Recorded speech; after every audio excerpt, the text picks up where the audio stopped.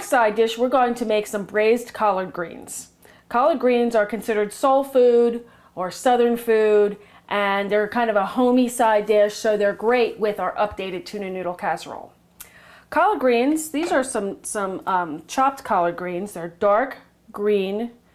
It's a dark green leafy vegetable. The collard green leaf itself is usually about this big. They're big flat petals of leaf. Collard greens are grown all over the world, South America, Africa.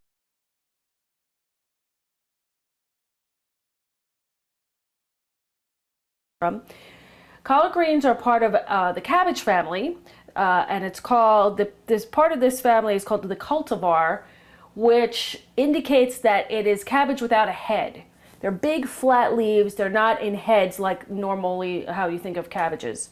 They have, unlike most vegetables, they have more nutritional value after they're cooked because they have a really tough cellular structure, and that cellular structure is loosened and its nutrients are released when it's cooked, which is different from most vegetables. They're high in vitamin C and fiber, so they really make a nice nutritional dish. In the next clip, I'm going to show you the ingredients that you're going to need for our braised